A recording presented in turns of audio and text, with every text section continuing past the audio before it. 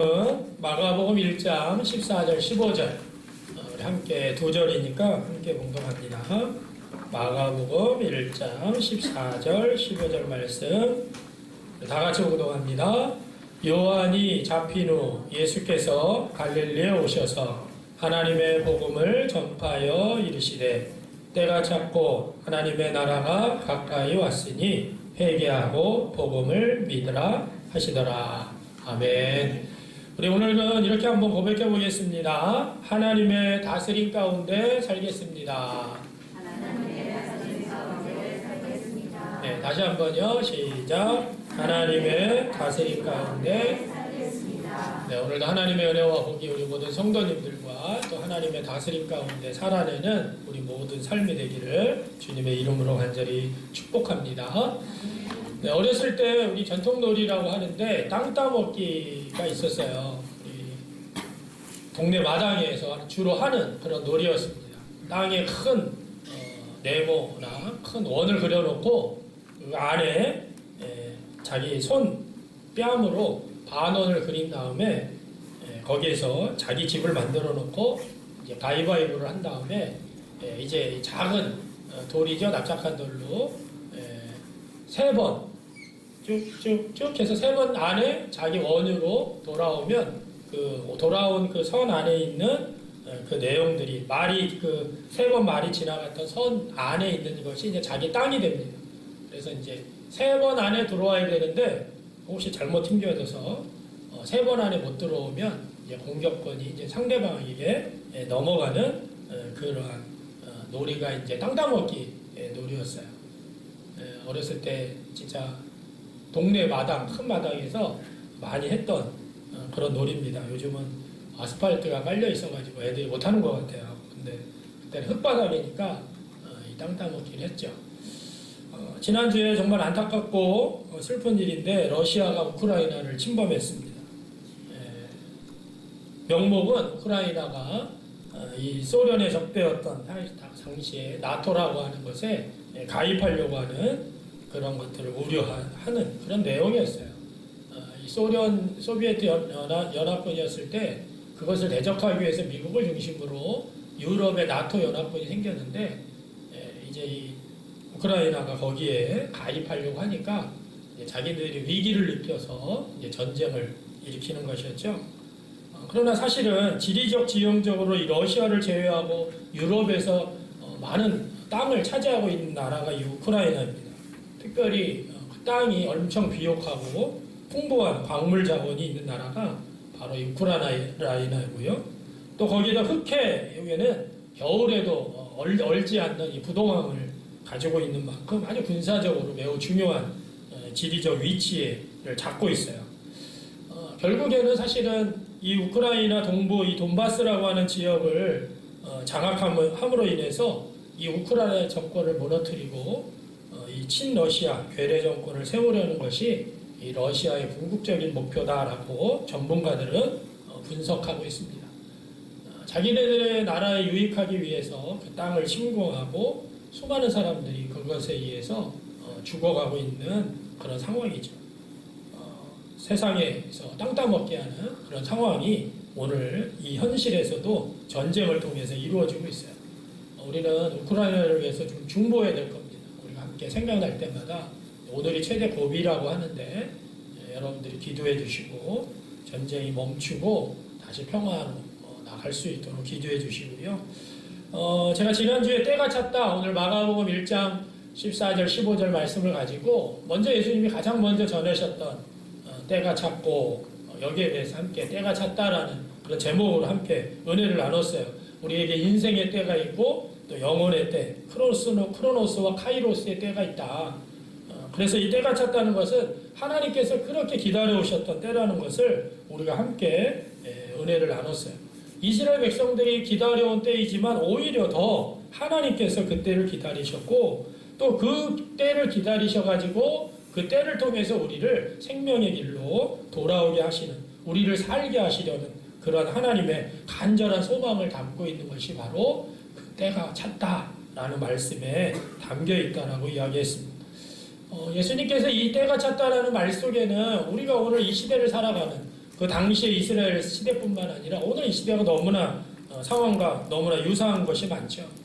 당시에는 이 잘난 척하던 바리새인들, 또 세속 권력을 탐하는 사두개인들, 또 로마의 야합하는 정치 지도자들, 그 사람들이 나라를 주무르게 되고 심지어 헤롯 땅 세리들까지 이스라엘 사람들은 그저 하루하루를 살아가는 것이 정말 고통과 괴로운 인생길을 살고 있었습니다. 그때 예수님께서 오셔서 이 놀라운 선언을 하신 거죠. 때가 찼다. 하나님이 그토록 기다리시던 때가 왔다.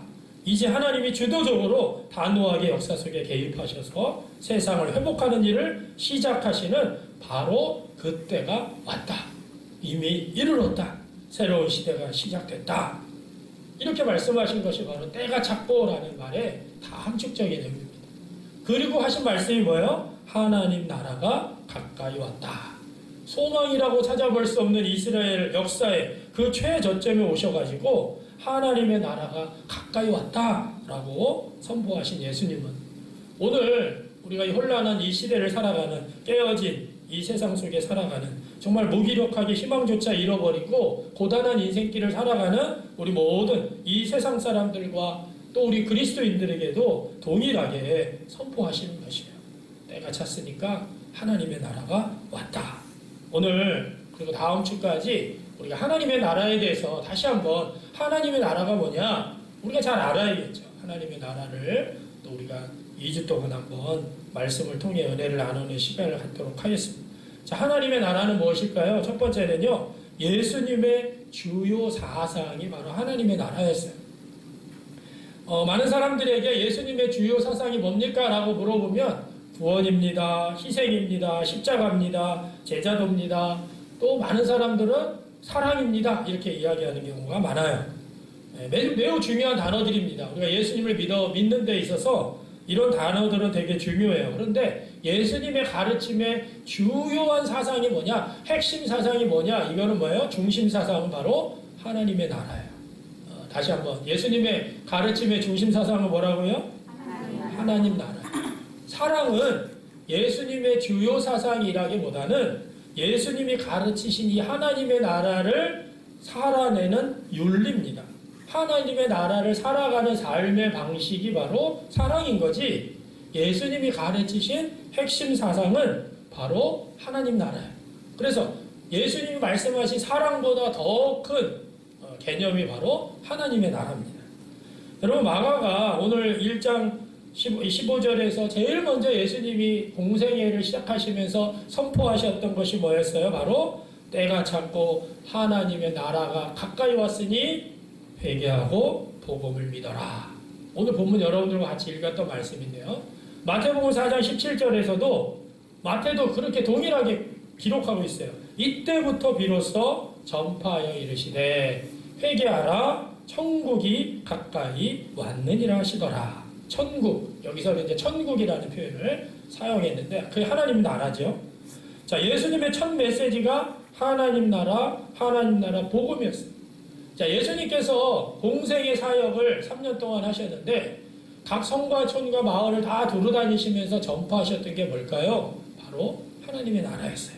우리 성경 속에 너무나 많은 구절이 나오는데 오늘 몇 개만 한번 보겠습니다. 자, 마태복음 4장 23절 우리 다 같이 한번 읽어볼까요? 예수께서 시작. 예수께서 온 갈릴리에 두루 다니사 그의 땅에서 가르치시며 천국 복음을 전파하시며 백성 중에 모든 병과 모든 약한 것을 고치시니. 아멘. 자, 온 갈릴리에 두루 다니사 회당에서 가르치셨는데 무엇을 가르치셨어요? 천국 복음, 하나님 나라 복음을 전파하셨다 그랬습니다.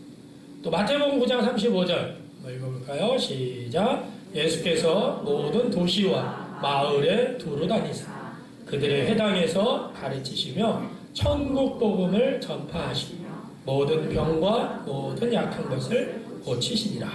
아멘. 도시와 마을에 두루 다니사 회당에서 가르치신 내용이 뭐냐? 천국 복음, 하나님 나라 복음이었다는 거죠. 자, 누가도 기록하고 있습니다. 누가복음 8장 1절 시작. 그 후에 예수께서 각 성과 마을에 두루 다니시며 하나님의 나라를 선포하시며 그 복음을 전하실세 12 제자가 함께하였고. 12 제자와 함께 마을을 두루 다니시면서 하나님의 나라를 선포하셨어요. 마태복음에서는 천국복음이라고 나와 있지만 누가복음에서는 하나님의 나라라고 표현하고 있어요. 그래서 제가 한번 말씀드렸는데 마태복음에서는 유대인들을 향한 그런 복음이기 때문에 하나님이라는 용어를 사용하기를 두려웠어요. 두려워합니다, 그들은. 그래서 하나님, 여호와, 야훼 이렇게 안 부르고 아도나이 이렇게 부를 정도로 하나님이라는 이름을 망령되이 일컫다고 생각하기 때문에 그래서 마태복음에서도 하나님 나라 복음이라고 해야 되는데 하늘나라, 하늘을 그래서 천국이라고 하는 표현을 하늘나라로 이렇게 해서 천국이라고 하는 용어를 사용하는 것이지 원래 의미는 바로 하나님의 나라입니다. 하나님 나라. 자, 누가복음 4장 43절 한번 읽어볼까요? 시작. 예수께서 이르시되 내가 다른 동네들에서도 하나님의 나라 복음을 전하여야 하리니 나는 이 일을 위해 보내심을 받았노라 하시고. 자, 예수님이 이 땅에 보내심을 받은 게 뭐냐? 하나님의 나라를 그들에게 전할 것. 내가 이것을 위해서 보내심을 받았다.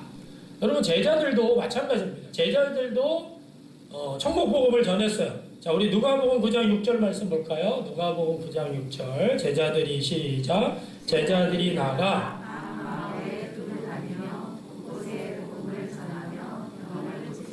아멘. 자, 여기서는 하나님 나라 복음이라고 안 되어 있는데 이 복음이 뭘까?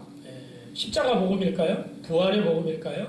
아니죠. 왜? 십자가의 복음은 십자가는 예수님께서 6월절 마지막 고난주간 전에 가이사랴 빌립보에서 처음으로 십자가의 죽음에 대해서 말씀을 하세요. 그리고 내가 사흘 후에 부활할 거다. 부활도 마지막 공생의 3년 끝에 마지막 6월절, 세 번째 6월절 전에 제자들에게 말씀하시는 것이 십자가의 죽음이에요. 그러니까 예수님의 공생의 사역 때 함께 예수님과 다니면서 예수님께서 복음을 전했죠. 우리 누가복음 8장 1절에서도 하나님의 나라를 선포하며 복음을 전할새 12 제자가 함께하였다. 12 제자들이 예수님을 보면서 하나님 나라 복음을 전하는 것을 옆에서 다 보고 있었던 거예요. 여기서 이 제자들이 전한 복음은 십자가 복음과 부활 복음이 아니라 하나님 나라 복음을 전했다라는 것이죠. 그게 바로 예수님이 그대로 제자 훈련, 예수님이 바로 이 하나님 나라를 사용하셔서 제자들을 훈련시키는 그런 과정이 있었어요. 자, 예수님의 가르침, 자, 예수님의 말씀을 보면 하나님의 나라가 엄청 많이 있어요. 우리가 그 중에 하나가 이제 마태복음 5장, 6장, 7장을 우리가 산상보훈이라고 하죠. 심령이 가난한 자는 복이 있나니 쭉 하면서 너희는 세상의 빛이다. 그래서 너무나 많은 보화와 같은 그런 말씀들이 5장, 6장, 7장에 나오는데 사실 이 말씀은 뭐냐면 하나님 나라 백성이 어떻게 살아야 하는지를 가르쳐 주시는 하나님 나라에 대한 말씀이에요. 너희들이 하나님 나라 백성이기 때문에 이렇게 살아야 된다. 그것을 가르쳐 주는 것이 5장, 6장, 7장의 말씀이 산상수훈이에요. 또 13장에 보면 마태복음 13장에서는 천국은 이와 같으니 비유로 계속해서 하나님의 나라에 대한 가르침을 가르쳐 주고 있어요. 거기 하나님의 나라에 대한 가르침이 가득 찹니다. 마가복음 4장, 누가복음 8장 동일하게 하나님 나라에 대해서 예수님의 가르침 속에서 끊임없이 비유로 또 이 말씀으로 계속해서 가르치세요. 자, 예수님께서 이렇게 첫 공생의 처음 시작, 때가 찼고 하나님의 나라가 가까웠다. 하나님의 나라에 있어서 말씀하셨죠. 또 공생의 사역 중에서도 각 성과 촌과 마을을 두루 다니시면서 회당에서 하나님 나라 복음을 전하셨어요. 자, 예수님이 십자가에서 죽으셨습니다. 그리고 부활하셨어요. 하나님 나라 승천하시기 전에 40일 동안 이 세상에 계셨는데 부활하신 후 40일 동안 이 세상에서 뭘 하셨을까? 사도행전 1장 3절에 그 내용이 나와요. 한번 읽어볼까요? 시작. 그가 고난 받으신 후에 또한 그들에게 확실한 많은 증거로 친히 살아계심을 나타내사 40일 동안 그들에게 보이시며 하나님 나라의 일을 말씀하시니라. 아멘. 고난받았다라는 것은 십자가의 죽음을 뜻하는 것이고, 그리고 친히 살아계신 십자가의 죽음 이후에 부활하신 예수님이 40일 동안 하나님 나라 승천하시기 전까지, 하늘나라로 승천하시기 전까지 제자들에게 나타내셨는데, 자신을 보이셨는데 무엇을 하셨다고요? 하나님 나라의 일을 말씀하신다. 예수님의 공생의 처음부터 하나님의 나라를 말씀하셨고, 공생의 사역 가운데서도 가는 성과 촌과 마을을 다니시면서 하나님 나라 복음을 전하셨고, 그 말씀의 중심 사역의 핵심 메시지가 천국복음이었고, 그리고 심지어는 승천하시기 전에, 부활하신 후 승천하시기 전에 40일 동안에도 그들에게 자신을 보이시며 하나님 나라의 말씀을 전하셨다. 하나님 나라, 그럼 뭐예요? 예수님의 핵심 사상, 중심 사상이 뭐냐? 그럼 뭐예요? 하나님의 나라예요. 우리 성도님들은 이걸 딱 알으셔야 돼요. 다른 교회 가면 성도님들이 사랑입니다, 뭐 구원입니다, 제자도입니다, 막 이렇게 얘기를 해도 우리 문마학제일교 성도님들은 확실하게 알으셔야 돼요. 예수님의 중심 사상이 뭐라고요? 하나님 나라예요. 하나님 나라. 여러분, 예수님뿐만 아니라 예수님의 제자들, 승천 후에 사도들은 어떻게 했을까요? 자, 우리 사도행전 8장 12절에 보면 빌립이, 이제 읽어볼까요? 사도행전 8장 12절 시작. 빌립이 하나님 나라 및 예수 그리스도의 이름에 관하여 전도함을 빌립이고 남녀가 다 세례를 받으니. 아멘. 빌립이나 그 이후에 제자들이 예수님의 십자가의 죽으심과 부활을 전하면서 또 아주 중요하게 전했던 거, 예수님의 핵심 사상을 전했어요. 하나님의 나라와 예수 그리스도의 이름에 관한 그런 전도함을 그들이 믿고 남녀가 다 세례를 받았다. 그리고 사도는 어떻게 있을까요? 19장, 사도행전 19장 8절에 한번 읽어볼까요? 시작. 바울이 회당에 들어가 석 달 동안 담대히 하나님 나라에 관하여 강론하며 권면하되. 아멘. 에베소 교회에서 복음을 전하는 이 사도 바울이 그들에게 가르쳤던 핵심도 뭐였냐면 3개월 동안, 석 달 동안 담대히 하나님의 나라에 대해서 그들에게 강론했다라고 표현하고 있어요. 그리고 사도행전 28장, 이제 마지막 장이죠. 사도행전의 28장 23절 한번 읽어볼까요? 시작. 그들이 날짜를 정하고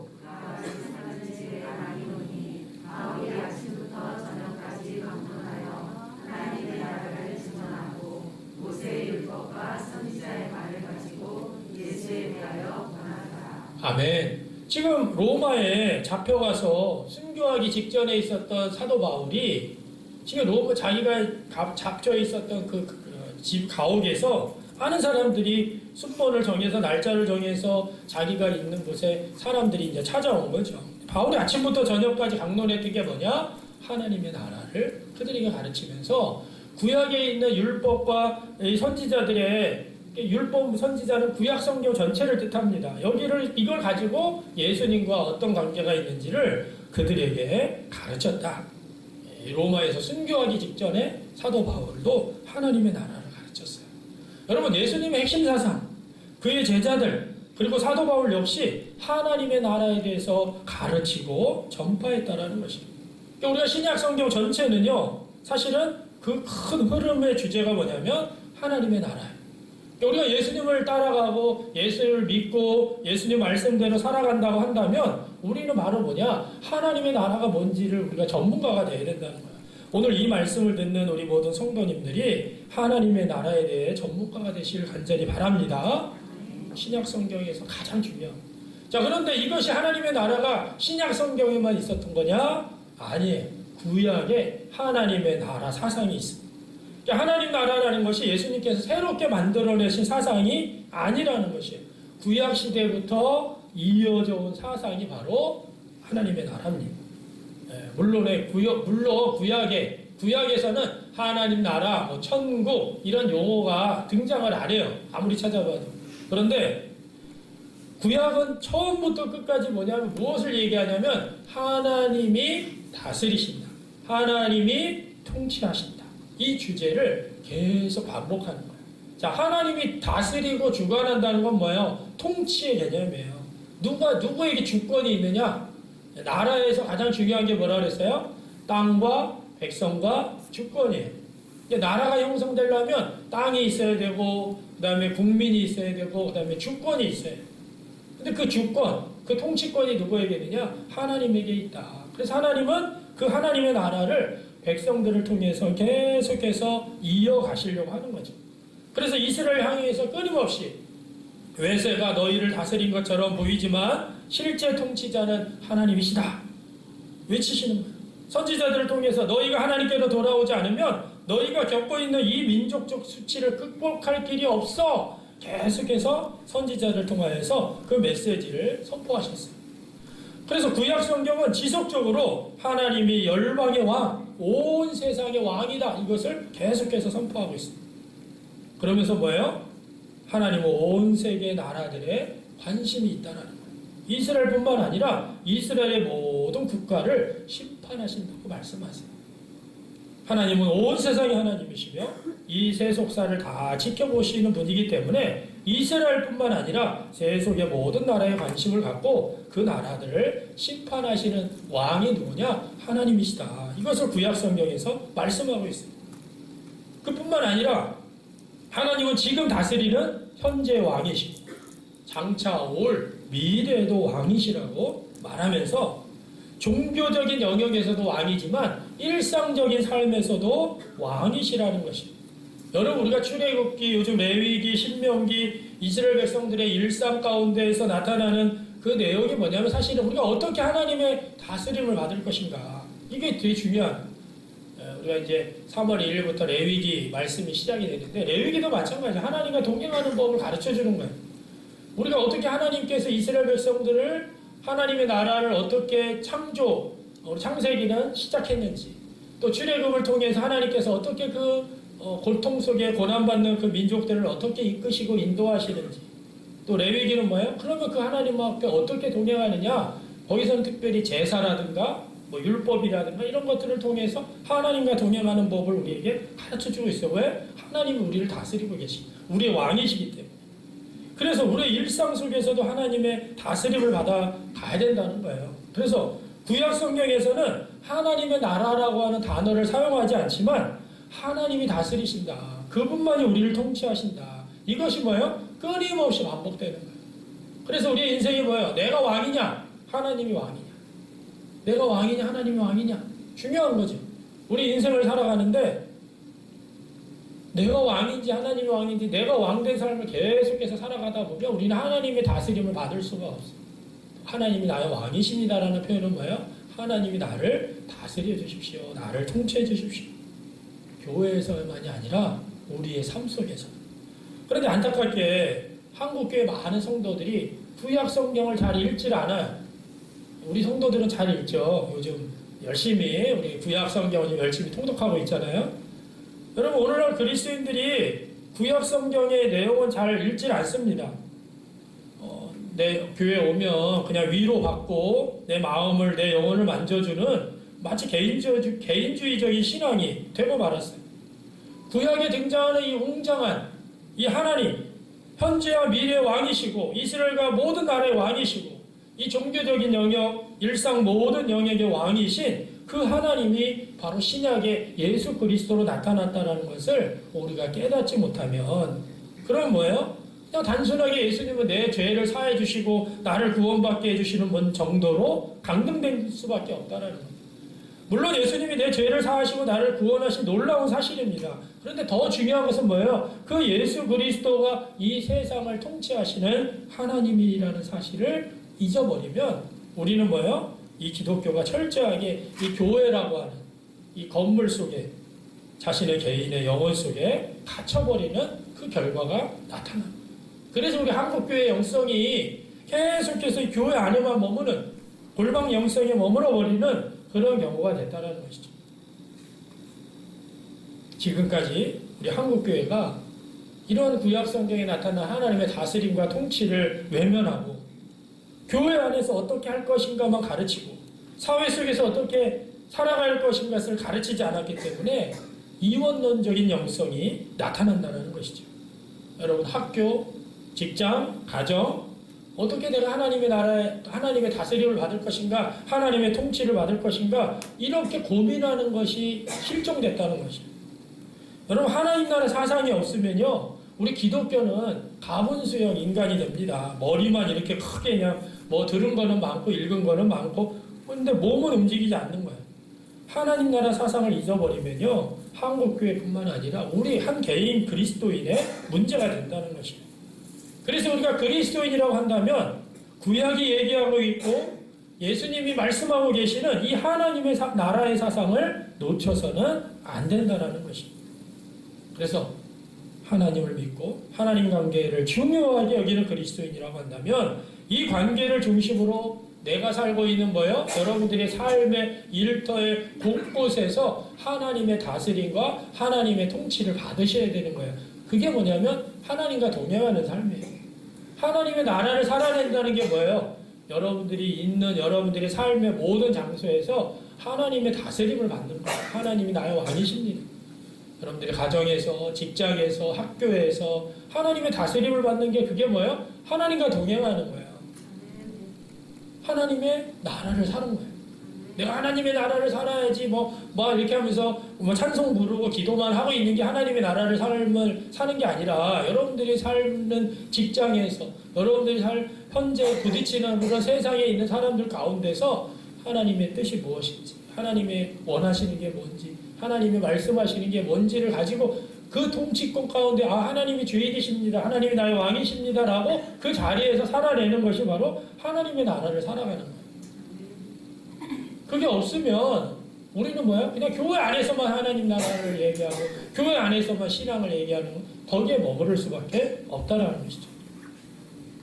자, 신약에 예수님의 공생의 처음, 예수님의 공생의 사역, 심지어는 승천하시기 전까지 예수님은 하나님의 나라에 대해서 사도들도 제자들도 바울도 다 신약 성경에서 또 심지어는 구약에서도 하나님의 나라의 통치와 하나님의 다스림을 계속해서 말씀하고 계세요.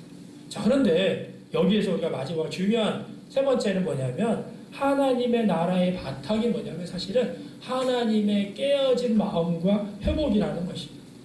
여러분, 신약과 구약을 꿰뚫는 이 중심 사상인 하나님 나라의 바탕에는요, 하나님의 깨어진 마음과 이것을 회복하고자 하시는 하나님의 비전이 있다는 거예요. 이게 무슨 말이냐? 하나님께서는 성부, 성자, 성령 삼위로 존재하십니다. 이분들은 공동체로 깊은 사귐과 교제를 나누시는 분들이에요. 그런데 이분들이 뭐예요? 인간을 창조하시고 삼위 하나님의 교제권에 포함시키셨어요. 왜 우리 인간을 만드셔서 그 성부, 성자, 성령의 삼위 하나님의 교제권을 만드셨는지 우리는 이해할 수 없어요. 그런데 바로 한 가지는 뭐예요? 하나님이 우리 인간에게 주신 값없이 주신 은혜라는 거예요. 우리가 뭔데? 우리가 하나님과 어떻게 교제를 하고 어떻게 하나님 앞에 우리 걸 아뢰고 어떻게 하나님 앞에 하나님의 음성을 듣고 하나님의 뜻을 우리가 구하고 우리가 뭔데? 그런데 그게 하나님의 은혜예요. 우리는 아무것도 한 게 없지만 우리에게 주신 것으로 말미암아 우리가 그 교제권 속에 들어갔습니다. 그런데 인간은 어떻게 됐습니까? 얼마 되지 않아 하나님의 주권을 무시했어요. 하나님의 다스림을 무시했어요. 자신이 세상을 다스려 들려고 했습니다. 하나님의 통치가 아니라 자신의 통치권 속에서 세상을 두려고 했다는 것입니다. 그래서 우리가 성경에 보면 하나님의 나라와 인간의 나라가요, 구약의 처음부터 창세기부터 등장합니다. 하나님의 다스림 안에서 인간의 이 능력과 자유를 가지고 세상을 다스리는 것이 하나님의 계획인데 인간이 뭐예요? 하나님의 통치를 무시하고 자기가 세상을 다스리려고 하면서 인간의 비극이 시작되는 거죠. 그런데 하나님은 어떻게 하세요? 또 아브라함을 부르세요. 내가 열국의 근원, 복의 근원이 될 것이다 말씀하시면서 이스라엘 민족을 통해 열방의 제사장 나라로 삼으시고 열방까지 내가 돌아올 수 있게 하겠다. 이게 하나님의 또 계획이었어요. 비전이었어요. 그런데 어떻게 돼요? 또 역사를 보면 그 은혜를 받은 이스라엘이 또 반역을 합니다. 그래서 하나님은 이제 이 반역의 역사를 내가 종식시키고 새로운 시대를 열겠다. 그러면서 구약의 선지자들을 통해서 계속해서 말씀하시는 게 주의 날이에요. 주의 날이 오면, 여호와의 날이 오면. 그래서 지난주에 때가 찼다. 이 말씀이 뭐예요? 구약에서 이야기하고 있는 주의 날, 그 주의 날이 되면 메시아가 오셔서 하나님을 반역하고 하나님을 떠나 있는 이 시대를 종식시키시고 새로운 시대를 열 것이다. 이게 바로 구약의 사상이고 하나님의 계획이라는 것입니다. 여러분 이 말씀은 벌써 이사야 예수님이 태어나시기 전 700년 전에 이사야를 통해서 말씀하신 거예요. 이사야 49장 6절에 그가 이르시되 내가 나의 종이 되어 야곱의 지파들을 일으키며 이스라엘 중에 보존된 자를 돌아오게 할 것은 매우 쉬운 일이라. 내가 또 너를 이방의 빛으로 삼아 나의 구원을 베풀어서 땅 끝까지 이르게 하리라. 여러분 여기서 내가가 이제 메시아를 뜻합니다. 메시아가 내 종이 되어서 하나님의 종이 되어서 야곱 지파 이스라엘 가운데 살아남은 자를 돌아오게 하는 것은 차라리 쉬운 일인데 뭐예요? 땅 끝까지 구원이 이르도록 하기 위해 내가 너를 문 민족의 빛으로 삼았다. 정말 놀라운 이야기를 하는 거죠. 이스라엘 백성들에게 그렇게 하려고 했는데 이스라엘이 나라를 잃어버리고 온갖 모욕과 수치를 당하고 있을 때 하나님은 선지자들을 통해서 이러한 회복의 메시지, 메시아가 와서 이런 일들을 회복할 것이다. 이스라엘을 회복할 것이다. 여기서 끝나는 것이 아니라 열방, 세상 모든 것들을, 온 세상을 회복하겠다. 이게 바로 구약에서 하나님이 보여주시고 있는 놀라운 비전입니다. 이런 이야기들은요, 예언자들의 메시지에 계속해서 반복되는 메시지예요. 이사야 11장 10절 말씀. 우리 한번 다 읽어볼까요? 시작. 그날에 이스라엘을 위해서 한 싹이 나서 만민의 기지로 살 것이요 열방이 그에게로 돌아오니 그가 거한 곳이 영화로우리라. 아멘. 여기서 만민의 기치로, 이 만민은요 모든 사람이 아니라 모든 민족을 뜻합니다. 모든 민족이 찾아 모여들 것이다. 이것이 뭐예요? 하나님이 가지고 계시는 비전이었어요. 때가 찼어. 이 선포를 하신 예수님께서 이제 주님의 날이 임하여서 우리가 살고 있는 이 시대가 이제 끝나고 새로운 시대가 시작되었다라고 선포하는 거예요.